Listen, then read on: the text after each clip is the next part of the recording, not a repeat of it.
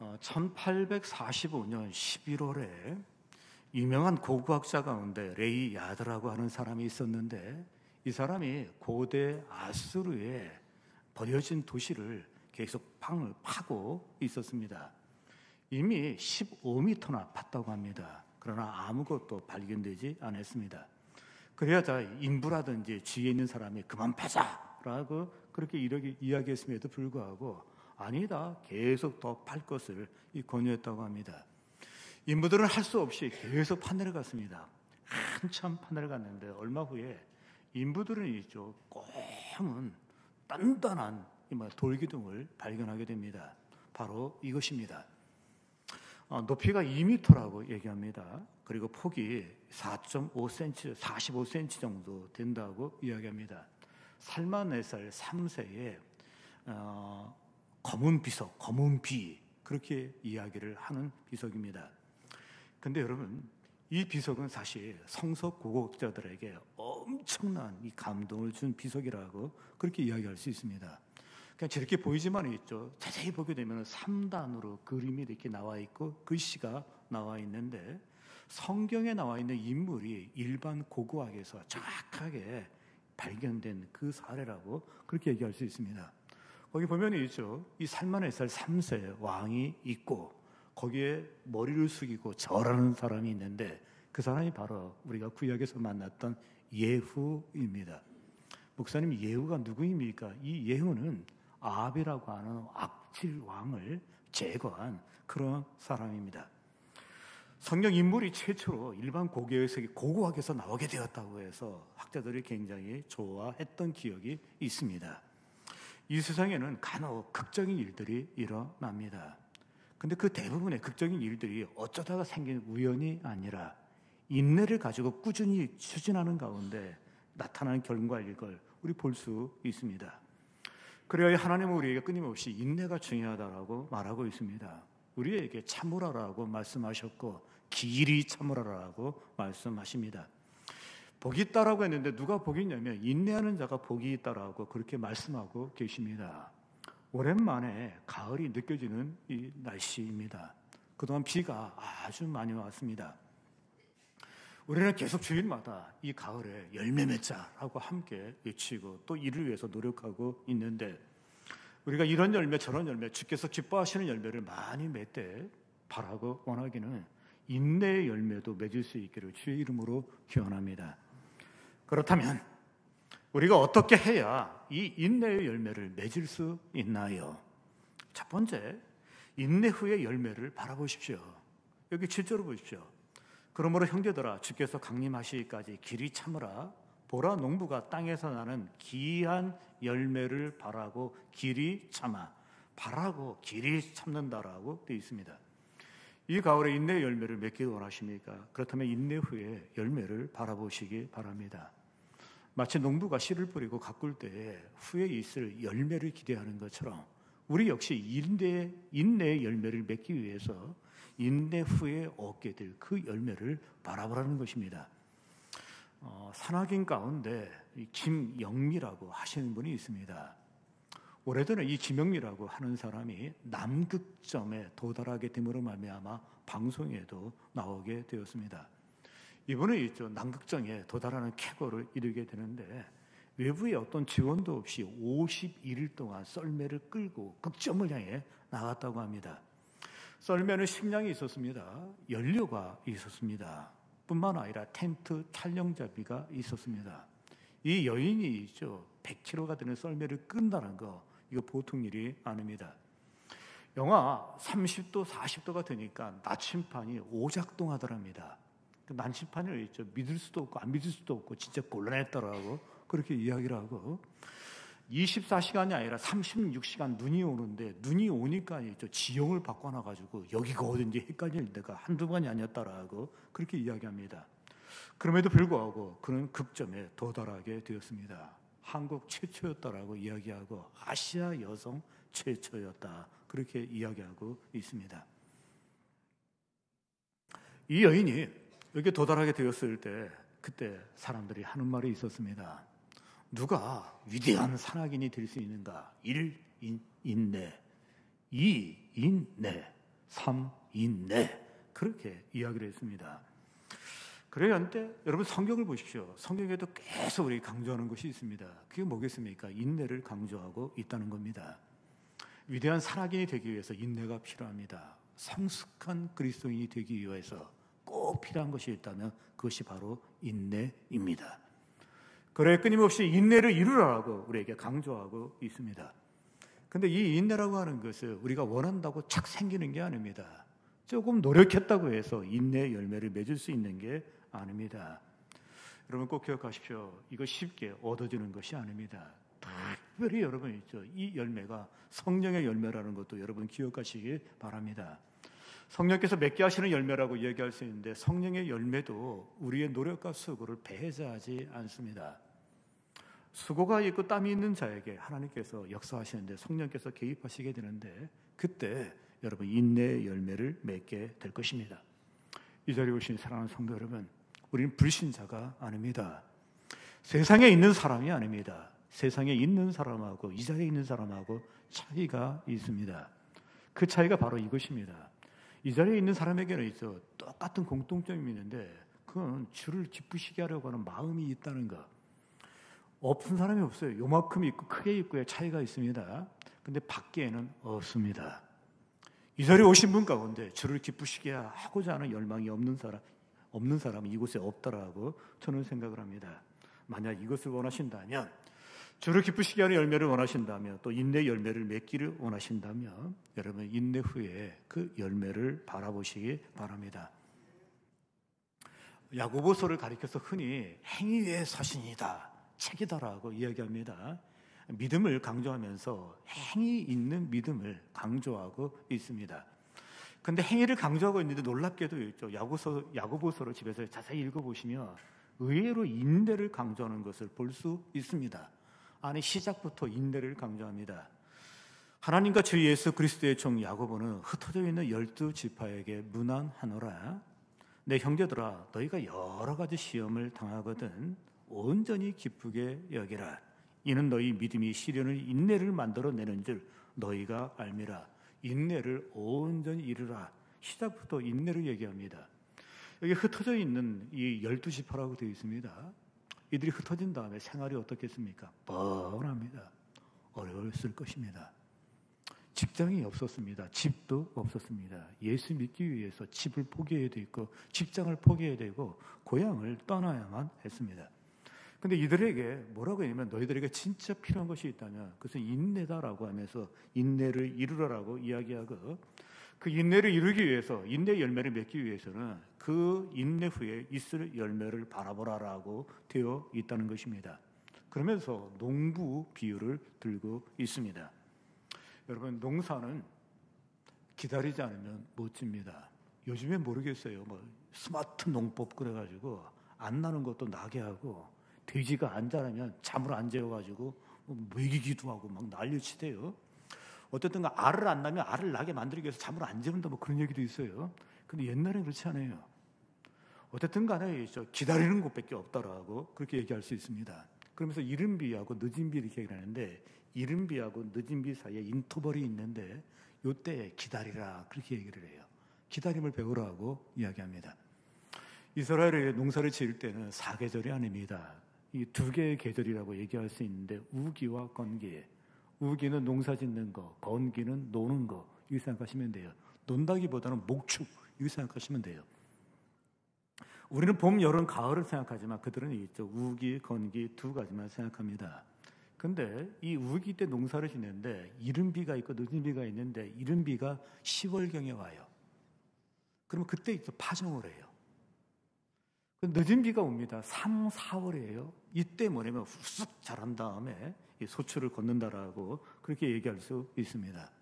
그런데 여기에 교훈의 핵심이 뭐냐면 이른 비와 늦은 비 사이에 기다리는 기간이 있어요. 이 기다릴 때 중요하다라고 그렇게 말하는 것입니다.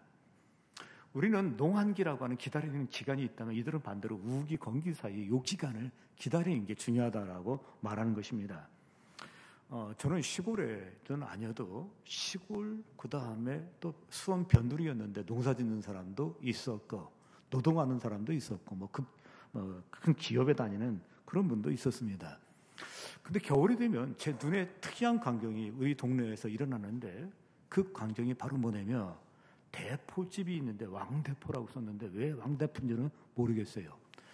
왜 대포죠? 여기 술 좋아하시는 분 얘기 왜 대포라고 그래요? 막걸리라고 안 하고. 어쨌든 간 대포집이 있었는데 겨울이 되면 있죠. 멍석을 깔고 윷놀이를 하는데 놀이가 아니라 윷도박을 하시더라고요. 그때 또 적은 돈 아니죠. 1,000원짜리, 5,000원짜리 이렇게 집어넣고서 막 윷놀이를 하시더라고요. 그 윷놀이를 하시면서 있죠. 돈을 딸 때는 기분 좋아서 막걸리 한 대자. 그다음에 떼어분도 막걸리 한 대자. 그러다 보니까 대부분 시간이 오후 1시 정도에 시작되더라고요. 그리고 4시 반쯤에는 끝나는데 5시가 되면 어두워요. 그러니까 이분들이 대부분 4시 반에 끝나가지고 다 돌아가는데 그렇게 술을 먹고 이 도박을 하는 걸 본 적이 있습니다. 근데 그때도 좀 어린 마음에 이상했던 게 그 착하신 분들이 꼭 술 먹으면 싸우더라고요. 그래서 그 대포집에서 싸움이 없는 날을 거의 못 본 것 같아요. 떼어서 돈이 잃어서 기분 나쁘고 술이 취해서 기분 나쁘고 그 다음에 이제는 돌아가죠. 집으로. 생각해 보십시오. 남편이 아버지가 술 취하고 돌아왔는데 누가 좋아하겠습니까? 그것 때문인지 모르겠지만 어쨌든 또 집에서 한바탕 부부싸움 하는 거 뭐 그릇이 깨지는 소리도 제가 들어본 적이 있습니다. 어쨌든 간에 술 먹으니까 그렇게 하시더라고요. 이 기다림의 기간이 이상하게 그런 겁니다. 근데 진짜 문제가 있습니다. 그 문제는 도박을 하는 사람이 나온 거예요. 화투 치는 사람. 근데 이 시골 할아버지 아저씨들이 화투를 끝내야 되는데 나중에 집 문서까지 들고 가고 땅 문서까지 들고 가가지고 땅을 다 버리게 되었다 하시는 분도 제가 들은 적이 있습니다.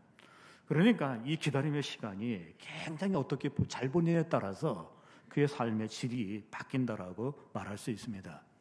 그런데 여러분 신앙의 원리에도 그대로 적용이 됩니다. 우리 인생에는 기다림의 시간이 있습니다. 그게 고난의 시간이라고 얘기할 수 있고 어둠의 시간이라고 그렇게 이야기할 수 있습니다. 그때 인내하고 기다림이 제대로 잘 되는 사람하고 그거 되지 않은 사람하고는 신앙의 질이 다르다라고 이야기할 수 있습니다. 분명히 우리 인생에 있죠. 어둠의 시간이 있습니다. 기다림의 시간이 있습니다. 그때 잘 보내십시오. 그 잘 보내는 게 뭐냐면 있죠. 사탄이 틈타지 못하게 하십시오. 여기 사탄의 틈탄 모습을 뭐라고 되어 있냐면 형제들아 서로 원망하지 말라라고 그렇게 되어 있습니다. 아마 이 원망이 있죠. 예수님의 재림하고 관련이 있었는데 초대교회 성도들에게 최고의 이슈는 재림입니다. 만나면 있죠. 마라나타라고 인사를 했습니다. 주께서 곧 오신다라고 인사한 겁니다. 그 다음에 이들은 있죠. 번개가 치고 천둥이 치면 창문을 활짝 열었어요. 왜냐하면 예수님이 오실 것 같아서. 뿐만 아니라 너무 하늘이 맑고 별이 영롱하면 있죠. 또 천사들이 오는가 예수님이 구름 타고 오시는가 그거 보려고 문을 열고 밖으로 나왔다고 그렇게 얘기를 합니다. 뭘 보여주고 있습니까? 이들이 정말 여러분이죠. 이 재림이 그들의 큰 자라 열망이요 소원입니다. 이 교관이었는데 이때 재림이 길어지니까였죠. 아마 사탄이 틈타는 그런 일들이 벌어졌으리라고 저는 생각을 합니다. 사랑하는 성도 여러분, 우리가 재림을 떠나가지고 우리 인생에서도 어려운 시기, 어두운 시기, 그리고 절망의 시기가 분명히 있습니다. 그때 사탄이 틈탈 수 있습니다. 그때 사탄이 틈타게 되면 원망합니다. 그리고 이제 불평합니다. 저주합니다. 더한 경우에는 아예 포기합니다. 사탄이 틈탔을 때 나타나는 현상입니다. 이때 어떻게 됩니까? 꼭 인내하십시오. 그 인내하는 방법이 뭐냐면 인내 후의 열매를 바라보라는 거예요. 놀랍게도 예수님도 이 방법을 사용하셨습니다. 욥도 이 방법을 사용했습니다. 모세도 이 방법을 사용했습니다. 여러분이 예수님께서 십자가에서 인내하셨습니다. 근데 그때 어떻게 인내했는가 봤더니 히브리서 12장 2절 한번 보시기 바랍니다. 믿음의 주에 온전케 하신 예수를 바라보라. 그는 그 앞에 있는 기쁨을 위하여 십자가를 참으사는데 앞에 있는 그 열매를 바라보고서 십자가에서 참았다, 인내했다 이렇게 되어 있어요.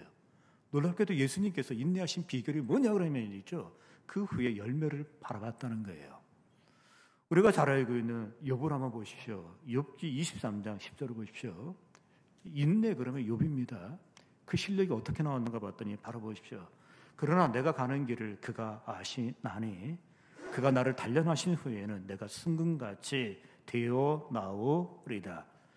그 역시 있죠. 이 승금같이 하면서 있죠. 인내 후에 열매를 바라봤다는 겁니다. 모세가 있습니다. 모세는 인내했습니다. 고난을 참고 견뎠습니다. 히브리 기자는 이렇게 정의해주고 있습니다. 믿음으로 모세는 장성하여 바로의 공주의 아들의 칭함을 거절하고 도리어 하나님의 백성과 함께 고난받기를 즐거워하고 이는 상 주심을 바라봅니다. 모세가 자기 믿음으로 인내하고 열심히 살았는데 그 이유를 봤더니 착해서 믿음도 있었지만 그 믿음이 뭔가 봤더니 상 주심을 바라봄이라고 그렇게 되어 있습니다. 사랑하는 성도 여러분, 여인들은 아이를 갖습니다. 그 아이를 가진 다음에 1년은 정말 힘든 시간이라고 그렇게 얘기할 수 있습니다. 몸도 힘들고 마음도 힘들고 정말 어떤 의미에서 굉장히 어려운 시기예요. 그럼에도 불구하고 있죠. 다 생각하는 게 뭐겠습니까? 아기인데 이 아기가 나오는 그 순간 어떤 일이 벌어집니까? 진짜 그 열매라고 하면 너무 큰 열매예요. 너무 감사한 열매고. 그래서 여러분 1년을 쉽게 참아내고 가볍게 참아내는데 정말 잘 참으셔가지고 우리 부모님은 저희는 6남매인데 저희 옆집은 8남매, 우리 교인 가운데 10남매도 있습니다. 그 진짜 그 인내할 수 있는 게 뭐냐면 있죠. 인내 후에 어떤 결과가 있다는 것을 알고 있었기 때문에 그렇게 참을 수 있었던 것입니다. 어떻게 해야 인내의 열매를 맺을 수 있습니까? 인내 후에 열매를 바라보십시오. 두 번째, 어떻게 해야 인내의 열매를 맺을 수 있습니까? 인내의 순간에 마음을 굳건하게 하십시오. 여기 8절 보십시오. 너희는 길이 참고 마음을 굳건하게 하라. 여기 굳건하게 하라는 것은 마음이 흔들리지 않게 그리고 마음의 기초를 단단하게 세워라라고 그렇게 이야기하는 것입니다. 그렇습니다. 인내 열매를 맺으려면 마음을 굳건하게 해야만 합니다. 근데 이거를 있죠. 신앙으로 의역을 하게 되면은 인내 열매를 맺기를 원하는가? 마음을 굳게 하라는 이 말은 믿음의 반응을 보여라 하는 것입니다. 인내의 열매는 있죠. 믿음의 반응을 할 때 열매를 맺게 됩니다. 그리고 꼭 기억해야 될 것이 있다면 믿음의 열매, 믿음의 반응. 우리가 어떤 열매를 얻기 위해서는 믿음의 반응을 해야 되는데 그 반응이 즉각적으로 나와야 돼요. 즉각적으로 없으면 열매 없습니다. 열매가 있고 없고 차이는 사실 있죠. 믿음의 반응이 즉각적으로 나타나는 사람에게는 열매가 있는 거고 이 반응이 안 나타나는데 진짜 10년, 20년, 30년 걸리고 어떤 사람은 진짜 죽을 날 앞에 두고서 있죠. 그 믿음의 반응이 나타나는 사람이 있어요. 왜 열매가 없냐 그러면 있죠. 즉각적으로 반응을 안 해요. 여기서 문제가 일어나는데 화학 반응에서 중요한 것은 얼마나 빨리 반응이 일어나느냐 이것이 중요하다라고 얘기합니다. 순식간에 반응이 일어나는 게 있지만 그 반응이 100년 걸리는 게 있대요. 우리가 똑같은 세 가지만 있죠. 구리가 있고 새가 있고 그다음에 금이 있습니다. 열 전도가 빨리 되는 게 있습니다. 안 되는 게 있습니다. 왜 구리를 씁니까? 빨리 되기 때문에. 왜 금이 좋다고 합니까? 이게 빨리빨리 전도가 된다라고 그렇게 이야기합니다. 신앙도 마찬가지입니다. 신앙에 열매가 없다. 그 믿음이 없는 게 아니라 믿음의 반응 속도가 너무 늦어요. 너무 늦어요. 그래서 열매가 없어요. 사실 우리가 억울한 일을 당할 때 환난이나 핍박이나 고난이 있을 때 그때 즉각적인 반응이 나타납니다. 먼저 싸움의 반응입니다. 억울하니까 싸우죠. 이것도 반응 중에 하나입니다. 또 하나는 있죠. 두려움이라고 얘기할 수 있는데 무슨 일만 있고 어려움만 있으면 지갑 꺾이고 그냥 있죠. 움츠려드는 사람이 있습니다. 이것도 반응 중에 하나예요. 또 하나는 도피입니다. 하여튼 문제를 일으키고 도망치는 사람들이 있죠. 이게 도피라고 얘기할 수 있는데 그냥 무조건 잠수하면 되는 줄 알고 그냥 도피하고 잠수하는 사람이 있습니다. 그런데 이거 성도의 반응이 아닙니다. 성도의 반응은 믿음의 반응입니다. 그 반응은 반드시 열매를 갖고 옵니다. 오직 의인은 믿음으로 말미암아 산다고 했는데 믿음의 반응을 보이며 산다는 것입니다. 그리고 이 반응은 있죠. 즉각적으로 나타나는 반응을 의미합니다. 복음성가 작곡가 가운데 김석균이라고 하시는 분이 계셨습니다. 지금 이제는 아마 어른이 되셔가지고 아마 활동을 많이 안 하시는 것 같습니다. 근데 그분이 쓴 복음성과 성가가 굉장히 많은데 그 중에 주님 손잡고 일어나세요라고 하는 곡이 있습니다. 어느 날 이 찬송을 이렇게 부르는데 무슨 생각이 드냐면이죠. 그냥 믿음으로 살아 그렇게 하는 것 같아요. 근데 가사나 이렇게 음운이 있죠. 굉장히 슬퍼 보이기도 해요. 한번 가사를 보십시오. 1절입니다. 왜 나만 겪는 고난이냐고 불평하지 마세요. 고난의 뒤편에 있는 주님이 주실 축복 미리 보면서 감사하세요. 죽을 맛인데, 죽을 것 같은데. 그러니까 이후에 있을 축복을 미리 보고 감사하니까 아예 이게 소금을 뿌린다라고 하시는 분도 있을 수 있어요. 이렇게 들어보시오. 너무 견디기 힘든 지금 이 순간에도 주님은 일하고 계시잖아요. 중요한 건 보이지가 않는다는 거. 남들은 지쳐 앉아 있을지라도 당신만은 일어나세요. 이건 뭐냐면 이제 믿음으로 반응을 하는 거예요. 이해가 되고 납득이 되고 그리고 합리성과 계산이 끝났기 때문에 행동하는 게 아니라 그냥 믿음으로 하라는 거예요. 그냥 믿음으로 살라는 거예요. 2절 보십시오. 왜 이런 슬픔 찾아왔는지 원망하지 마세요. 당신이 잃은 것보다 주님께 받은 은혜 더욱 많음에 감사하세요. 이 죽을 맛인데도 이게 쉽지는 않을 것 같아요. 계속 보십시오. 너무 견디기 힘든 지금 이 순간에도 주님은 일하고 계시잖아요. 남들이 지쳐 앉아 있을지라도 당신은 일어나세요. 원망하지 말고 믿음으로 일어나라라고 계속 되어 있습니다. 후렴은 더합니다. 들어보십시오. 힘을 내세요. 힘을 내세요. 주님이 손잡고 계시잖아요. 주님이 나와 함께함을 믿는다면 어떤 고난도 견딜 수 있잖아요. 주님이 나와 함께함을 믿는다면 어떤 아픔도 참을 수 있잖아요. 여기 모든 내용은 뭐냐면 그냥 믿음으로 반응하라는 거예요. 그냥 믿음으로 절대 믿음을 가지고서 있죠. 절대 신뢰를 가지고서 그냥 벌떡 일어나라라고 되어 있는데 오늘 이 자리에 왜 나만 겪는 고난이냐고 탄식하시는 분이 계십니까? 또 원망하는 분이 계십니까? 왜 이런 슬픔이 찾아왔느냐라고 하나님께 욕하시는 분이 계십니까? 그렇다면 여러분 이 말씀에 순종하십시오. 일어나십시오. 주께서 일어나라고 했으니까 일어나십시오. 일어날 때 하나님 붙들어 주십니다. 그리고 세워 주십니다. 여러분 이 말은 있죠. 믿음의 반응을 보이라고 하는 건데 긍정적인 반응을 보이라고 하는 것입니다. 우리 앞에 고난이 있고 어려움이 있고 시련이 있습니다. 그거 우리가 예측 못했어요. 교통사고로 예측하는 사람은 없습니다. 질병으로 있죠. 예측할 수 있는 사람은 없어요. 내가 어떤 질병에 걸리고 57세에 걸린다 그렇게 말하는 사람은 없습니다. 진짜 예기치 않게 오는 거예요. 고난은 예기치 않게 옵니다. 그런데 예기치 않는 고난 앞에서 있죠. 반응을 어떻게 보일 것인가는 본인의 선택입니다. 그래서 이제 항상 성경이 강조하는 것은 뭐겠습니까?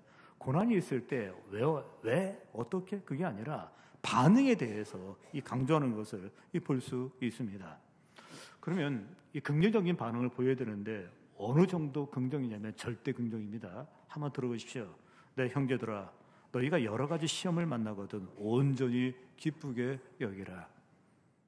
이게 고난이 없는 사람에게 한 게 아니라 고난이 있는 사람에게 한 것입니다.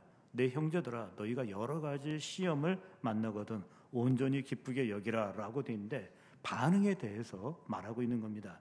여기 나의 형제들아 이렇게 되어 있습니다. 이 엉터리들이 아니에요. 지구 역사상에서 있죠. 인류 역사상에서 가장 순수한 기독교인이 초대교회 교인들이에요. 고난과 핍박을 각오하고 왔기 때문에 제일 순수해요. 여기에 가짜가 없습니다. 내 형제들아 여러 가지 시험을 만나거든 이렇게 되어 있습니다.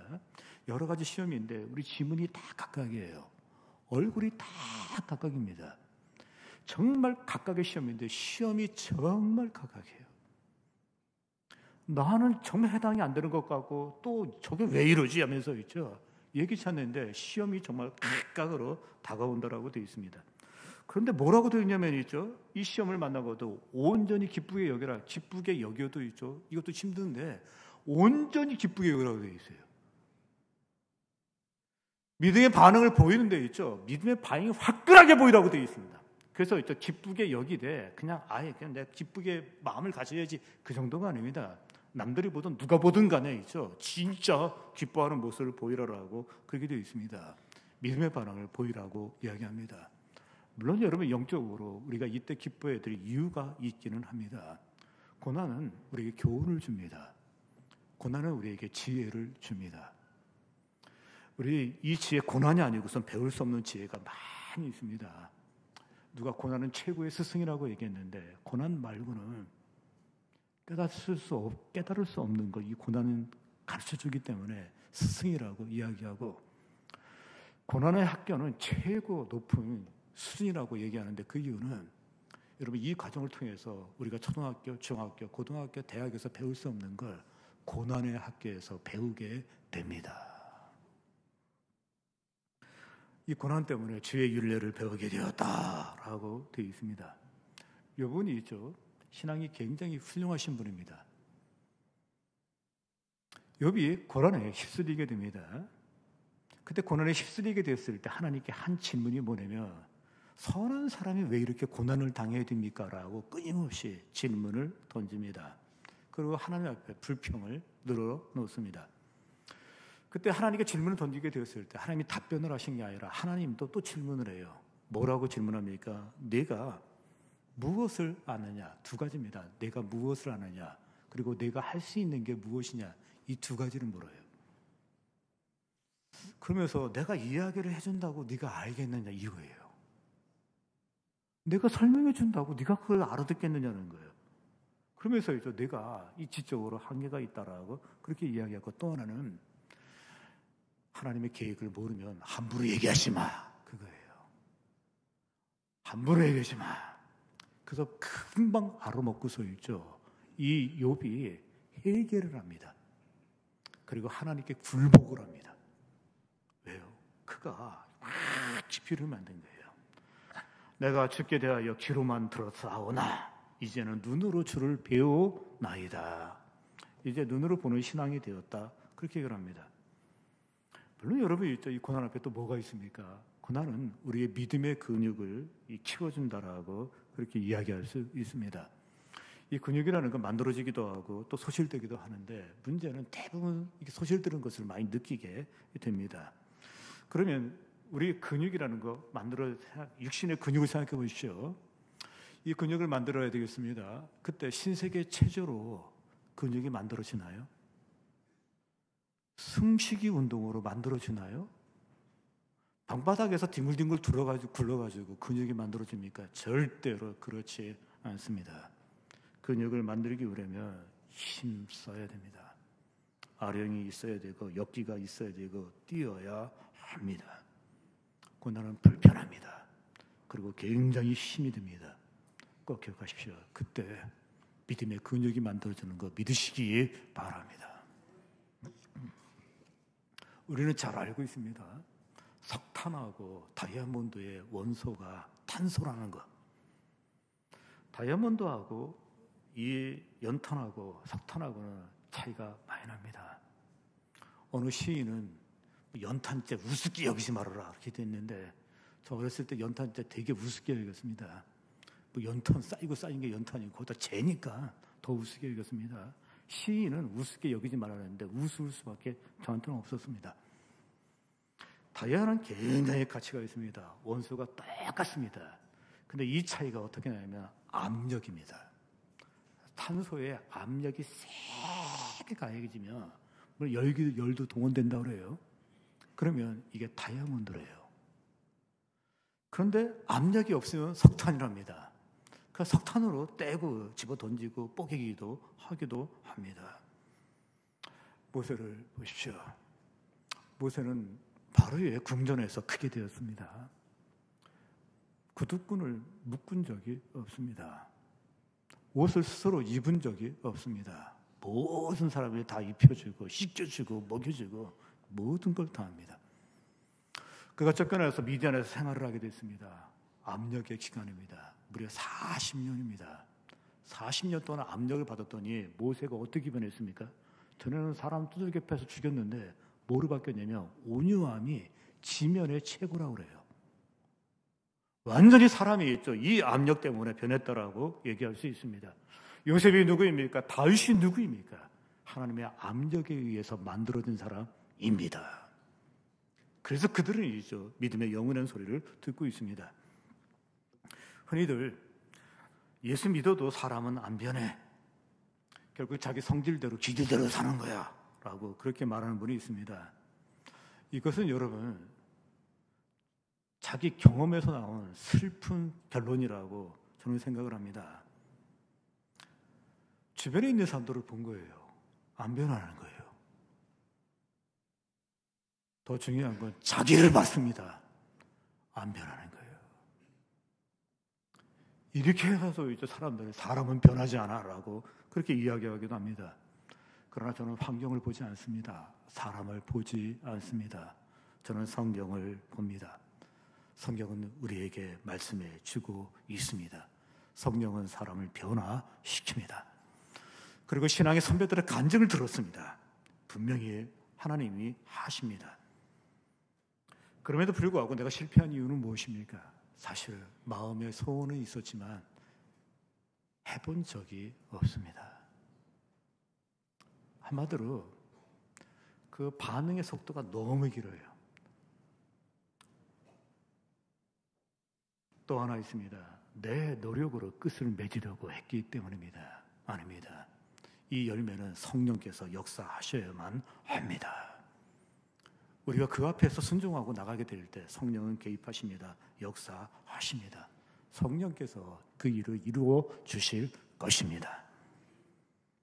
인내의 열매를 맺기를 원하십니까?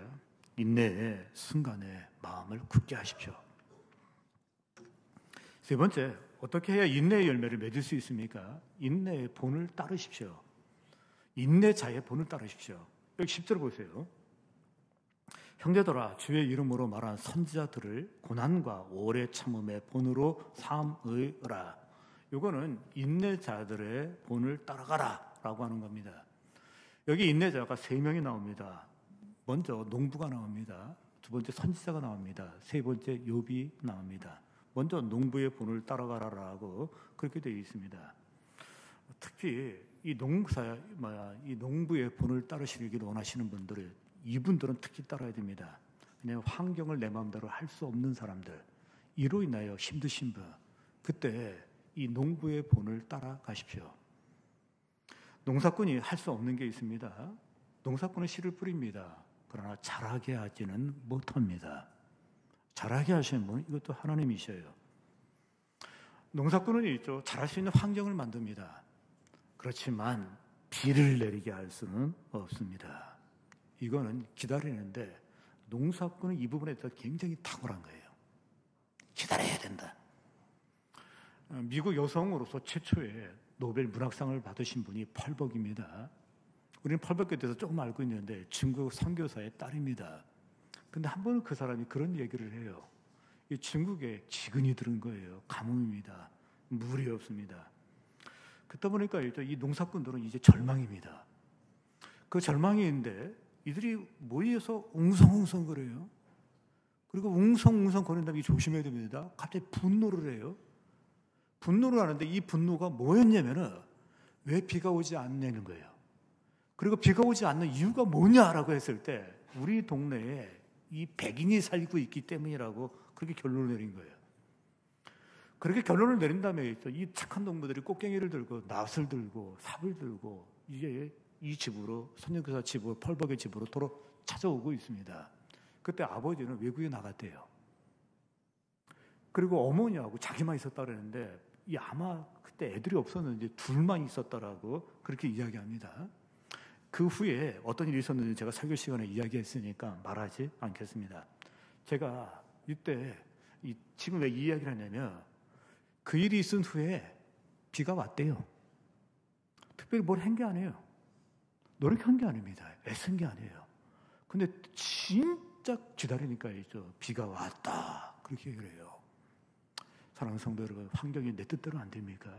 그때는 인내하십시오. 농부의 인내를 따르십시오. 그 다음에 선지자의 인내가 나옵니다. 선지자들을 통해서 배울 수 있는 인내가 무엇이겠습니까? 사람이 변하지 않을 때, 사람 때문에 힘들 때 여러분 이 선지자의 인내를 따를 수 있기를 바랍니다. 선지자들은 백성들에게 복음을 전합니다. 하나님의 뜻을 전합니다. 회개를 외칩니다. 하나님께로 돌아오라라고 외치게 됩니다. 그때 이들이 그 말을 듣고서 뭐라고 얘기합니까? 닥치시오 이렇게 되어 있습니다. 그리고 또 계속 외치니까 그만하라고 얘기하면서 계속하면 물어버릴 거야 이렇게 나와요. 물은 게 예레미야, 이사야입니다. 얘기했을 때 가만 안 있겠다는 거예요. 가만 안 놔두겠다라고 덤벼드는 것입니다. 그래서 여러분 이 선지자가 눈물로 선포를 하게 됩니다. 전도할 때 반응이 무엇입니까? 나한테는 말하지 말라 그래요. 우리를 피합니다. 외면합니다. 따돌립니다. 나중엔 어떻게 합니까? 그만 좀 하라고. 얘가 친척에게 복음을 전하면 처음에는 그냥 듣고 있지만 조금 시간이 지나면 이렇게 나옵니다. 그만하라고. 앞으로 계속 그렇게 하면 전화도 안 받겠다고 이렇게 얘기하고 또 한마디 합니다. 나는 당신이 너무 싫다고. 반드시 여러분 이 모습으로 나오게 됩니다. 여러분 그때 선지자의 본을 따르십시오. 그들이 우리 먼저 앞에 나갔기 때문입니다. 오늘 자매님이 성경을 읽는 가운데 확신을 가졌습니다. 주 예수를 믿어라. 그러면 너와 네 집이 구원을 얻으리라 라고 하는 말씀을 듣고 확신을 가졌습니다. 예수를 믿으면 내가 구원받고 너희 집이 구원을 받는다. 확신을 가진 겁니다. 그때부터 기도를 했답니다. 1년 했습니다. 그리고 2년 했습니다. 우리는 한 달 기도, 2달 기도하면 잊어버리는데 이분은 계속 기도한 겁니다. 3년 기도했습니다. 무려 9년을 기도했대요. 그런데 서서히 마음이 변하는 게 아니라 아버지가 더 완악해졌어요. 그게 뭐냐면 앞으로 나한테 전화도 하지 말아라. 이렇게 나오는 거죠. 꼴도 보기 싫다라고 얘기하는 거죠. 너무 낙심이 된 거예요. 너무 낙심이 되었는데 어느 날 방송을 듣는데 거기에 자기와 처지가 비슷한 사람이 간증을 하는 거예요. 그 간증을 하면서 자기도 열매가 있었는데 그 열매를 얘기하면서 기도를 했는데 23년 기도했대요. 23년 기도했다는 그 소리 듣고서 9년 기도 그냥 아무 말도 안 하고 그냥 가만히 있었답니다.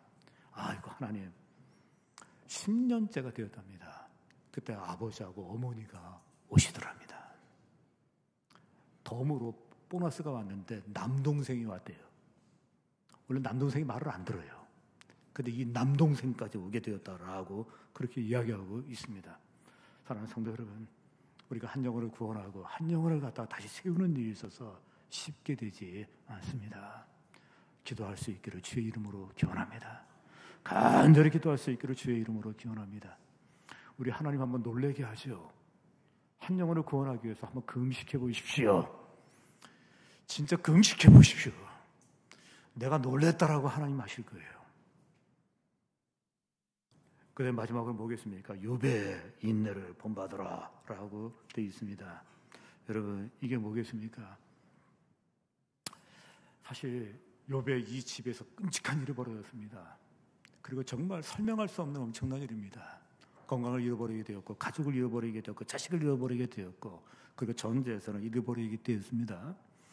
우리는 그 욥의 부인을 갖다 악평하고 3대 악처라고 얘기하는데 새끼를 잃은 어미의 거의 일반적인 모습이에요. 완전히 악에 바치죠. 그렇지 않나요? 동물도 보면 새끼를 잃어버리게 되면 이 동물들이 악이 바쳐버려요.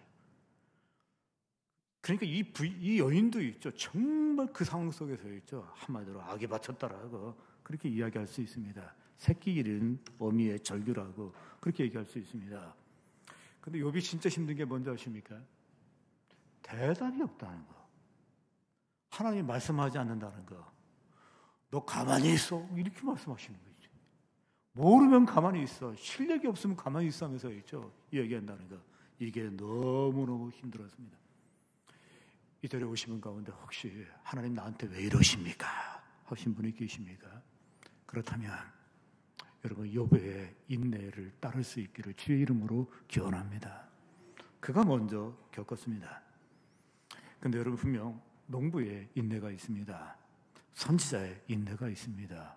욥의 인내가 있습니다. 우리에게 중요한 모델입니다. 그런데 여러분 인내의 진짜 큰 모델은 누구입니까? 그분이 바로 예수 그리스도이십니다. 그분은 멀리 할 것 없이 나에 대해서 참으셨습니다. 그리고 오래 인내하셨습니다. 얼마 전 노회에서 목사 안수식이 있었습니다. 제가 설교를 하게 되었습니다. 앞에 8분이 앉아서 안수식을 받았는데 그때 제가 보니까 너무 귀여운 거예요. 너무 나이가 차이가 나니까이죠. 이렇게 멋있는 그 뿌듯한 그런 모습이 아니라 너무 어리다는 생각이 들고 또 귀엽다는 그 생각이 들었습니다. 근데 여러분, 거기 앉아있는 분이 제가 목사 안수 받을 때보다 나이가 더 많았습니다. 저는 강도사 때 개척을 했습니다. 30살 때 개척을 했습니다. 근데 그분이 저의 모습을 보고 오래 참으셨습니다. 기다려 주셨습니다. 그리고 지금도 기다리고 계십니다. 그렇다면 저만 그런가요? 여러분도 예의는 아닙니다. 당신을 향하여 그분이 오래 참으셨습니다. 그리고 인내하셨습니다. 그분이 나를 보고서 오래 참고 인내하셨다면 당신도 누군가를 향하여서 오래 참을 수 있기를 주의 이름으로 기원합니다. 그리고 인내할 수 있기를 주의 이름으로 기원합니다. 조금 더 인내하십시오. 어떤 시련이 와도 인내를 선택하십시오. 인내의 열매, 성령께서 책임지실 것입니다. 기도하겠습니다.